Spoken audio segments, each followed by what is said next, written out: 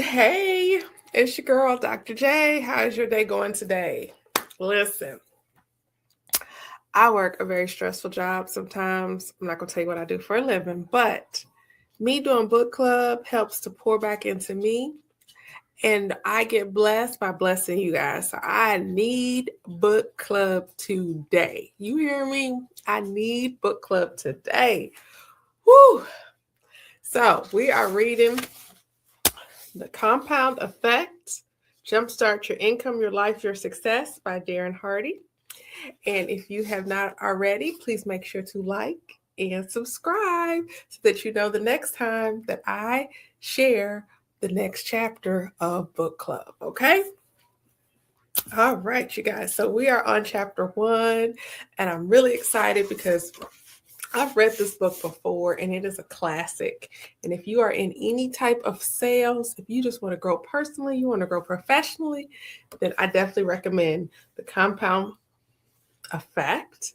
It is a New York Times bestseller. Tony Robinson wrote the intro. He put a special message in there. So no matter what you learn, what strategy or tactic you employ, success comes as a result of the compound effect. So let's dig in. There's a little part that I didn't read last time. So let me read this to you. Warning. These chapter headings look simple. Success strategies are no longer a secret, but most people ignore them. Read that again. Success strategies are no longer a secret, but most people ignore them. You think you already know the secret to success? So does everyone else. But the 6 strategies within this book, when applied in sequence, will launch your income, your life, your success like nothing before. As the publisher of Success Magazine, I've seen it all. Nothing works like the power of the compound effect of simple actions done right over time. That is it, the real deal on what it takes to achieve massive success in life. Whatever your dream, desire, or goal in life, the plan to achieve it all is found in the book you're holding. Read on and let it rock your world. Okay, so we can get started. Chapter 1, The Compound Effect in Action. Grab a pen and paper. This gonna be a minute. So like, subscribe, get you something to drink, pause, rewind, do what you got to do, because this is gonna be worth you listening to the end. We're gonna be a minute. I'm just gonna tell you up front. We're gonna be a minute. Okay. Chapter 1. You know that expression, slow and steady wins the race? Ever heard the story of the tortoise and the hare? Ladies and gentlemen, I'm the tortoise. Give me enough time, and I will beat virtually anybody, anytime, in any competition. Why? Not because I'm the best or the smartest or the fastest. I'll win because of the positive habits I've developed and because of the consistency I use in applying those habits. I'm the world's biggest believer in consistency. I'm living proof that it's the ultimate key to success. Yet it's one of the biggest pitfalls for people struggling to achieve. Most people don't know how to sustain it. I do. I have my father to thank for that. In essence, he was my first coach for igniting the power of the compound effect. My parents divorced when I was 18 months old, and my dad raised me as a single father. He wasn't exactly the soft, nurturing type. He was a former university football coach, and he had wired me for achievement. Thanks to Dad, wake-up calls were at 6 o'clock every morning, not by a loving tap on the shoulder or even the sound of a radio alarm. No, I was awakened each morning by the repeated pile-driving sound of iron pounding on the concrete floor of our garage, situated next to my bedroom. It was like waking up 12 feet from a construction zone. He painted a huge "No pain, no gain" sign on the wall of the garage, which he stared at while he did countless old school strongman deadlifts, power cleans, lunges, and squats. Rain, sleet, or shine, Dad was out there in his shorts and tattered sweatshirt. He never missed a day. You could set your watch by his routine. I had more chores than a housekeeper and gardener put together. Upon returning from school, there was always a list of instructions to greet me. Pull weeds, rake leaves, sweep the garage, dust, vacuum, do the dishes, you name it. And getting behind in school wasn't tolerated. That's just the way it was. Dad was the original no excuse guy. We weren't ever allowed to stay home from school sick unless we were actually puking, bleeding, or showing bone. The term showing bone came from his coaching days. His players knew they weren't allowed to come out of the game unless they were seriously injured. One time his quarterback asked to be pulled out of the game. Dad said, "Not unless you're showing bone." The quarterback pulled back his shoulder pads, and sure enough, his collarbone was showing. Only then was he allowed to come off the field. One of Dad's core philosophies was, it doesn't matter how smart you are or aren't. You need to make up in hard work what you lack in experience, skill, intelligence, or innate ability. Y'all, we going back to the old school basics here. If your competitor is smarter, more talented, or experienced, you just need to work 3 or 4 times as hard. You can still beat them. No matter what the challenge, he taught me to make up in hard work for whatever I might be disadvantaged. Miss free throws at the game, do 1,000 free throws every day for a month. Not good at dribbling with your left hand? Tie your right hand behind your back and dribble 3 hours a day. Behind in your math? Hunker down, hire a tutor, and work like hell all summer until you get it. No excuses. If you aren't good at something, work harder, work smarter. He walked his talk too. Dad went from being a football coach to a top salesperson. From there, he became the boss and ultimately went on to own his own company. But I wasn't given loads of instruction. From the beginning, Dad let us figure it out. He was all about taking personal responsibility. He didn't hammer on us every night about homework. We just had to show up with the results. And when you did, you were celebrated. If we got good grades, Dad took us to Prince's, an ice cream parlor, where you could get these king banana splits, 6 scoops of ice cream, and all the fixings. Many times my siblings didn't fare as well in school, so they didn't get to go. Getting to go was a big deal. So you worked your butt off to win the trip. Dad's discipline served as an example for me. Dad was my idol, and I wanted him to be proud of me. I also lived in fear of disappointing him. One of his philosophies is, be the guy who says no. It's no great achievement to go along with the crowd. Be the unusual guy, the extraordinary guy. That's why I never did drugs. He never harped on me about it, but I didn't want to be the guy who just went along because everyone else was doing it. And I didn't want to let Dad down. Thanks to Dad, by age 12, I'd master a schedule worthy of the most efficient CEO. Sometimes I gripped and moaned. I was a kid. But even then, I secretly liked knowing that I had an edge over my classmates. Dad gave me a serious head start on the discipline and mentality it takes to be dedicated and responsible to achieve whatever I set out to activate and achieve. It's no accident that the tagline of Success Magazine is, "What Achievers Read." Today, Dad and I joke about what an addictive overachiever he trained me to be. At 18, I was making a 6-figure income in my own business. And this was years and years and years ago. My goodness. Okay.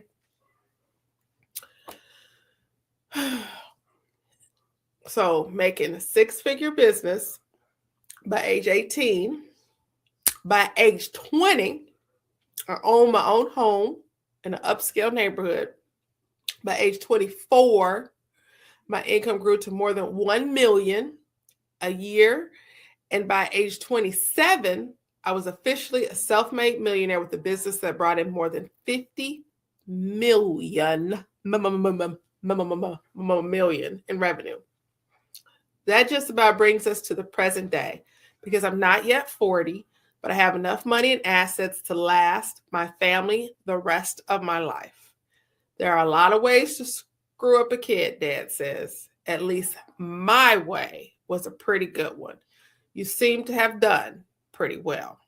So while I admit that I've had to practice sitting on my hands and being present in the moment, or chilling out peacefully in a beach chair from time to time without taking a pile of business books or self-improvement CDs with me, I'm grateful for the success skills I learned from my dad and my other mentors along the way. The compound effect reveals the secret behind my success. I'm a true believer in the compound effect because Dad made sure I lived it each and every day until I couldn't live any other way if I tried. But if you're like most people, you're not a true believer. There are lots of perfectly understandable reasons why. You haven't had the same coaching and example showing you what to do. You haven't experienced the payoff of the compound effect. As a society, we have been deceived. We've been hypnotized by commercial marketing, which convinces you of problems you don't have and sells you on the idea of insta fixes to cure them. We've been socialized to believe in the fairy tale endings found in movies and novels. We've lost sight of the good old-fashioned value of hard and consistent work. Let's examine these hurdles one by one. Make sure you like and subscribe. This is good, this is good, this is good. Get you a pen and paper. Stretch if you need to, because you're going to learn something today. Yes, honey, you are. You're going to learn something today. You're going to learn something today. Get you a pen and paper. If nothing else, you're going to be reminded of something today. You haven't experienced the payoff of the compound effect. The compound effect is the principle of reaping huge rewards for a series of small, smart choices. What's most interesting about this process to me is that even though the results are massive, the steps in the moment don't feel significant. Whether you're using the strategy for improving your health, relationship, finances, or anything else for that matter, the changes are so subtle. They're almost imperceptible. These small changes offer little or no immediate result. No big win. No obvious "I told you so" payoff. So why bother? Most people get tripped up by the simplicity of the compound effect. For instance, they quit after the 8th day.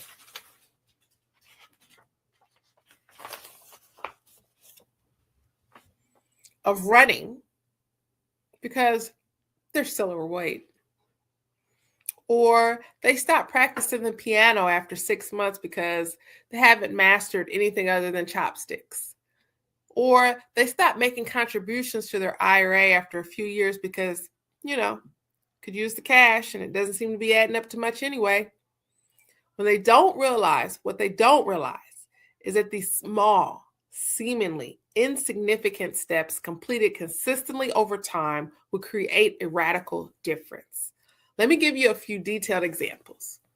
Small, smart choices plus consistency plus time equals radical difference. So if you're writing that down, small, smart choices plus consistency plus time equals a radical difference. The magic penny. If you were given a choice between taking $3 million in cash this very instant and a single penny that doubles in value every day for 31 days, which would you choose? If you've heard this before, you know the penny gamut is the choice you should make. You know it's the course that will lead to greater wealth. Yet, why is it so hard to believe choosing the penny will result in more money in the end? Because it takes so much longer to see the payoff. Let's take a closer look. Let's say you took the cold hard cash and your friend goes the penny route. On day 5, your friend has 16 cents. You, however, have 3 million if you haven't spent it all right. On day 10, it's $5.12 versus, the millions. How do you think your friend is feeling about their decision?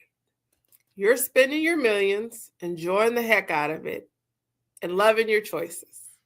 After 20 full days with only 11 days left, Penny Lane has only 5,243. How is she feeling about herself at this point? For all of her sacrifice and positive behavior, she has barely more than 5,000. You, however, started with 3 million. Then the invisible magic of the compound effect starts to become visible. The same small mathematical growth improvements each day make the compounded penny worth $10,737,418.24 on day 31, more than 3 times your 3 million. In this example, you see why consistency over time is so important. On day 29, you've got your 3 million. Penny Lane has around 2.7 million. It isn't until day 30 of this 31-day race that she pulls ahead with 5.3 million. And it isn't until the very last day of this month-long ultra marathon that your friend blows you out the water. She ends up with $10,737,418.24 to your 3 million. Very few things are as impressive as the magic of compounding pennies. Amazingly, this force is equally powerful in every area of your life. Here's another example, especially if that one didn't make sense for you. Maybe you're not good at math. 3 friends. Let's take 3 buddies who all grew up together. They live in the same neighborhood with the very same sensibilities. Each makes around $50,000 a year. They're all married, have an average health and body weight, plus a little bit of that dreaded marriage flab. Friend number 1, let's call him Larry, plods along doing as he's always done. He's happier, so he thinks, but complains occasionally that nothing ever changes. Friend number 2, Scott, starts making some small, seemingly inconsequential positive changes. He begins reading 10 pages of a good book per day and listening to 30 minutes of something instructional or inspirational on his commute to work. Scott wants to see changes in his life, but doesn't want to make a fuss over it. He recently read an interview with Dr. Oz in Success Magazine and chose one idea from the article to implement in his life. He's going to cut 125 calories from his diet every day. No big deal. We're talking maybe a cup of cereal less, trading that can of soda for a bottle of seltzer, switching from mayo to mustard on his sandwich. Doable. He's also started walking a couple thousand extra steps per day, less than a mile. No grand acts of bravery or effort with those choices. Knowing that even though they're simple, he could also easily be tempted to abandon them. Friend number 3, Brad, makes a few poor choices. He recently bought a new big TV screen so he can watch more of his favorite programs. He's been trying out the recipes he's seen on the Food Channel. The cheesy casseroles and desserts are his favorite. Oh, and he installed a bar in his family room and added 1 alcohol drink per week to his diet. Nothing crazy. Brad just wants to have a little more fun. At the end of 5 months, no perceivable differences exist among Larry, Scott, or Brad. Scott continues to read a little bit every night, listens to audios during his commute.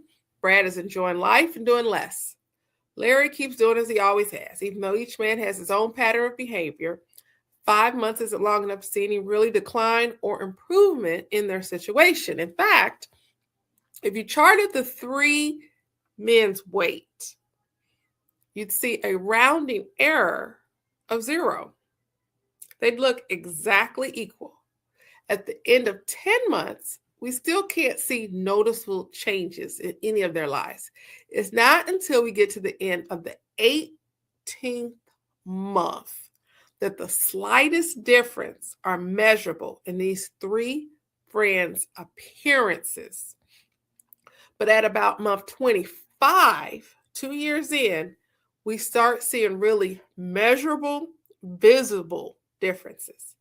At month 27, we see an expansive difference. And by month 31, the change is startling.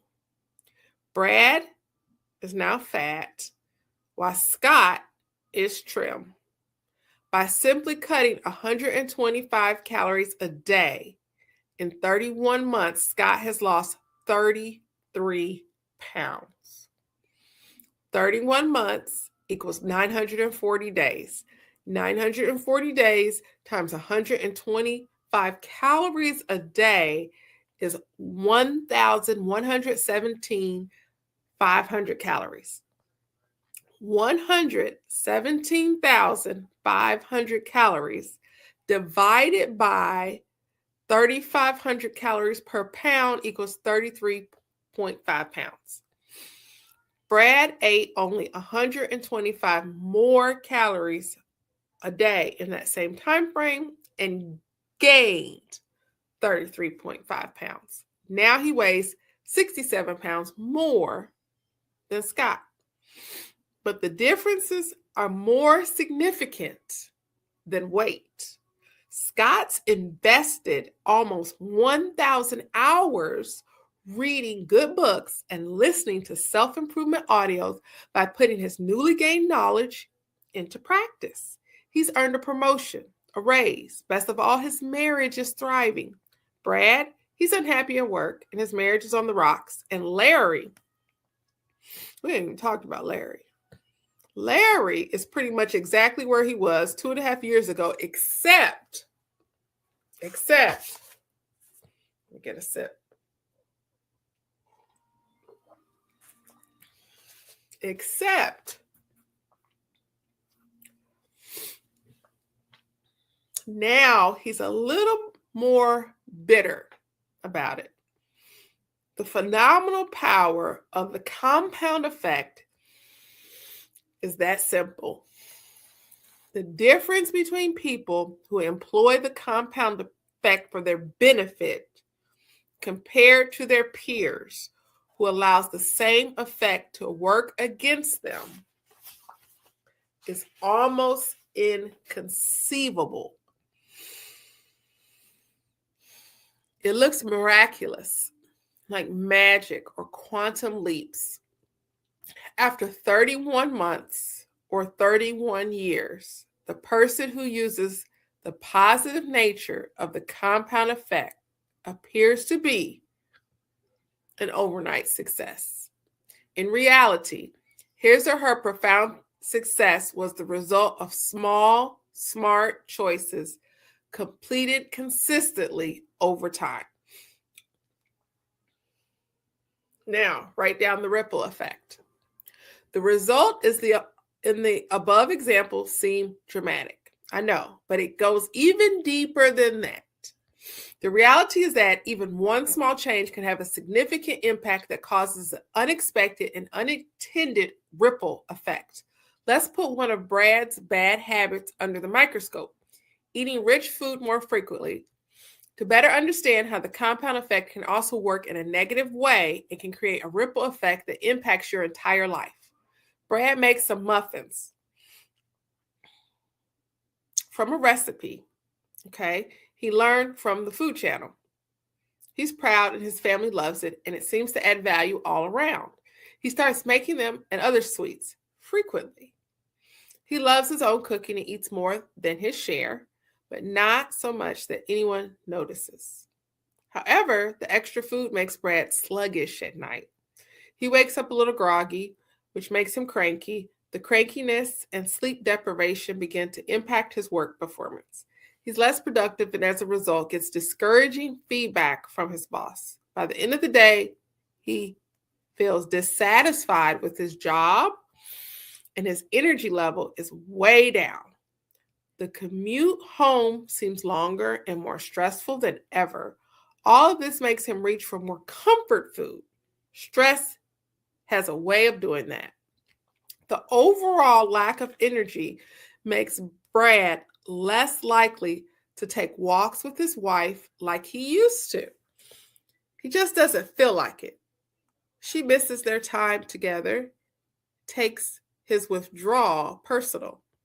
With fewer shared activities with his wife and an absence of fresh air and exercise, Brad's not getting the endorphin release that has helped make him feel upbeat and enthusiastic.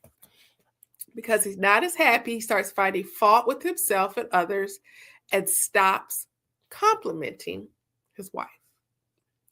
As his own body starts to feel flabby, he feels less self-confident, less attractive, and becomes less romantic. Brad doesn't realize how his lack of energy and affection towards his wife affects her. He just knows that he's feeling funky. He starts losing himself in late night TV because it's easy and distracting. Feeling his distance, Brad's wife starts to complain, then becomes needy. When that doesn't work, she emotionally withdraws to protect herself. She's lonely. She pours her energy into her work and spends more time with her girlfriends to fulfill her need for companionship. Men start flirting with her, which makes her feel desirable again. She would never cheat on Brad, but he has a feeling something's wrong. Instead of seeing his poor choices, this is definitely a ripple effect. Oh. Instead of seeing that his poor choices and behaviors are at the root of their problems, he finds fault with his wife. Believing that the other person is wrong, rather than looking inside and doing the work necessary to clean up your mess, is basic psychology 101 stuff. In Brad's case, he doesn't know to look inside. They don't offer self-improvement or relationship advice on Top Chef or his favorite crime shows. However, the thought may have occurred to him that if he had read the personal development books his buddy Scott read, he might have learned about ways to change negative habits. Unfortunately for Brad, the small choices he made on a daily basis created a ripple effect that wreaked havoc on every area of his life. Of course, all that calorie counting and intellectual stimulation has had the opposite effect with Scott, who's now reaping the bounty of positive results. In The Slight Edge, Jeff Olson, another John Rohn protege, describes this as the repeating of simple daily disciplines versus the simple errors in judgment. It's that simple. With enough time and consistency, the outcome becomes visible. Better yet, they're totally predictable. The compound effect is predictable and measurable. That's great news. Isn't it comforting to know you only need to take a series of tiny steps consistently over time to radically improve your life? Doesn't that sound easier than mustering up some grand show of bravery and heroic strength only to wear yourself out and have to drum up all that energy again at a later date for another try, which will likely be unsuccessful? I'm exhausted just thinking about it, but that's what people do. We've been conditioned by society to believe in the effectiveness of a great display of massive effort. Heck, it's downright all-American. So there's a diagram here, and it says the beauty of the compound effect is in its simplicity. Notice how on the left side of the diagram, it might be the opposite for you guys, but the results are intangible, but how powerful they differ later on. The behaviors all along the way are exactly the same, but the magic, so on this side, but the magic of the compound effect eventually kicks in to bring in massive differences in results. Okay, so success old school. The most challenging aspects of the compound effect is that we have to keep working away for a while, consistently and efficiently, before we can even begin to see the payoff. Our grandparents knew this, though they didn't spend their evenings glued to the TV watching infomercials about how to have thin thighs in 30 days or a real estate kingdom in 6 months. I bet your grandparents worked from sunup to sundown using the skills they learned in their youth and repeatedly throughout their entire life. They knew the secret was hard work, discipline, and good habits. Hard work, discipline, and good habits. Like I said, if you didn't learn nothing, you're reminded of something today. It's interesting that wealth tends to skip a generation. Overwhelmingly, abundance often leads to a lackadaisical mentality, which brings about a sedentary lifestyle. Children of the wealthy are especially susceptible. They weren't the ones who developed the discipline and character to create the wealth in the first place. So it makes sense that they may not have the same sense of values for wealth or understand what's necessary to keep it. We frequently see this entitlement mentality in children of royalty, children of movie stars, and children of corporate executives, and to a lesser degree in children and adults everywhere. As a nation, our entire populace seems to have lost appreciation for the value of a strong work ethic.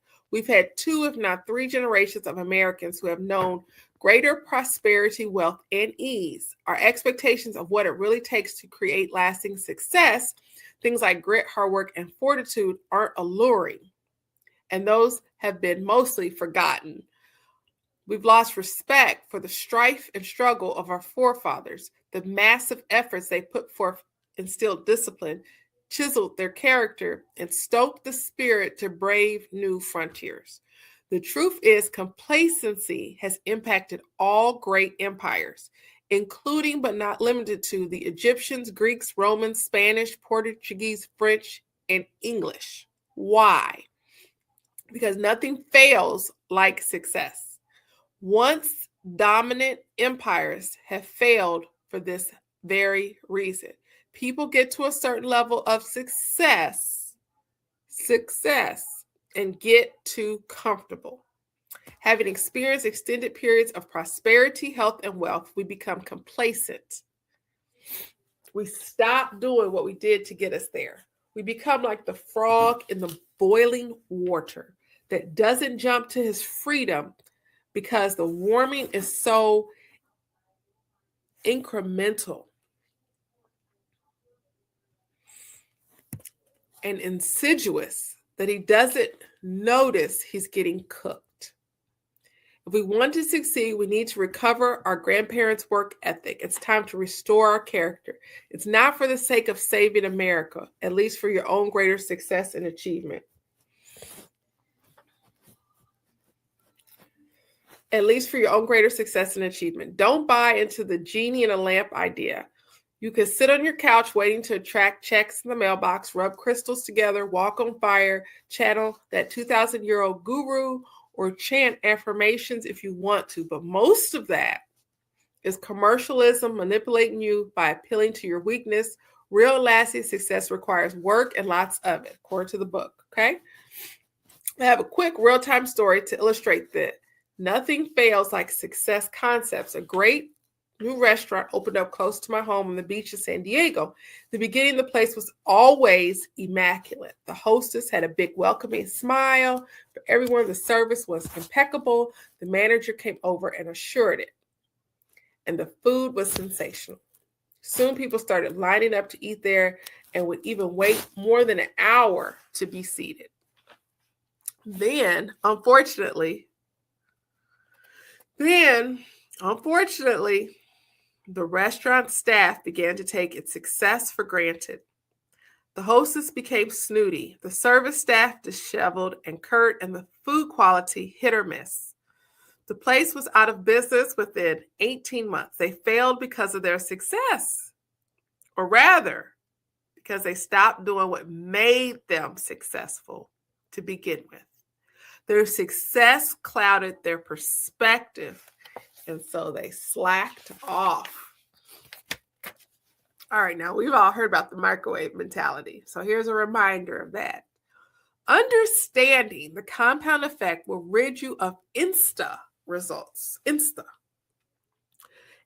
result expectations. The belief success should be as fast as your fast food, your 1 hour glasses, your 30-minute photo processing. By the way, I need to go get my glasses.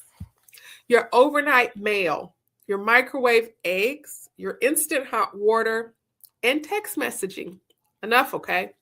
Promise yourself that you're going to let go once and for all of your lottery winner expectations because, let's face it, you only hear stories about the one winner, not the millions of losers. That person you see jumping up and down in front of the Vegas slot machine or at the Santa Anita horse track doesn't reveal the hundreds of times that same person lost.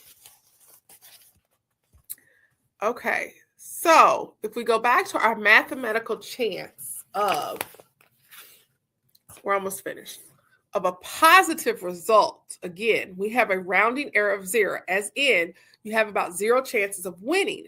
Harvard psychologist Daniel Gilbert, author of Stumbling on Happiness, says that if we gave lottery losers each 30 seconds on TV to announce not I won, but I lost, it would take almost 9 years to get through the losers of one single drawing.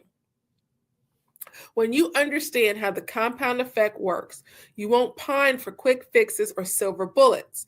Don't try to fool yourself into believing that a mega successful athlete didn't live through regular bone-crushing drills and thousands of hours of practice. He got up early to practice, and he kept practicing long after all others had stopped. He faced the sheer agony and frustration of the failure, loneliness, hard work, and disappointment it took to become number one. By the end of this book, or even before, I want you to know in your bones that your only path to success is through a continuum of mundane, unsexy, unexciting, and sometimes difficult daily disciplines compounded over time. Know, too, that the results, the life, and the lifestyle of your dreams can be yours when you put the compound effect to work. If you use the principles outlined in the compound effect, you will create your fairy tale ending.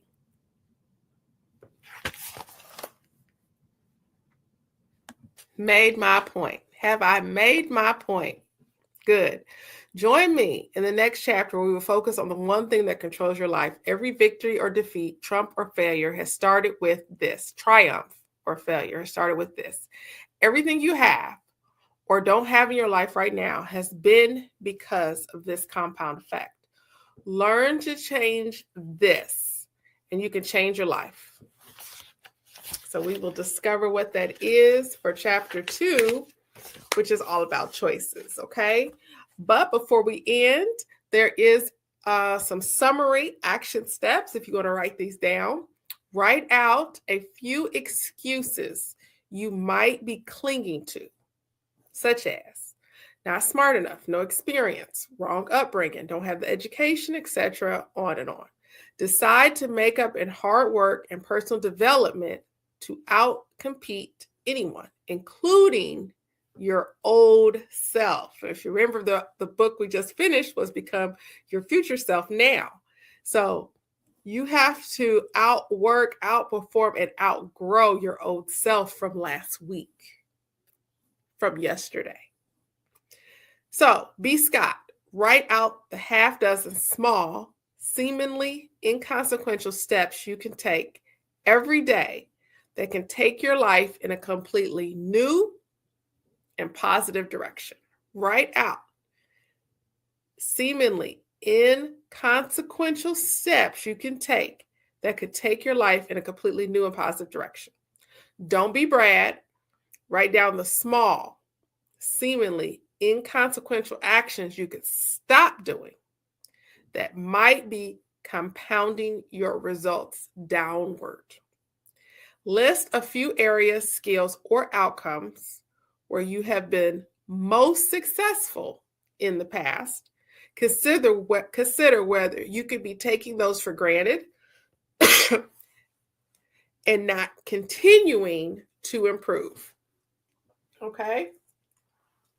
And therefore, because you're taking them for granted, sip my tea.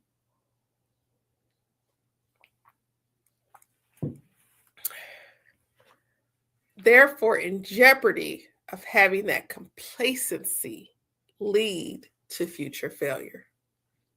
There you have it. Chapter 1. Put the compound effect to work. Like and subscribe and tune in next time for chapter 2. Y'all take care.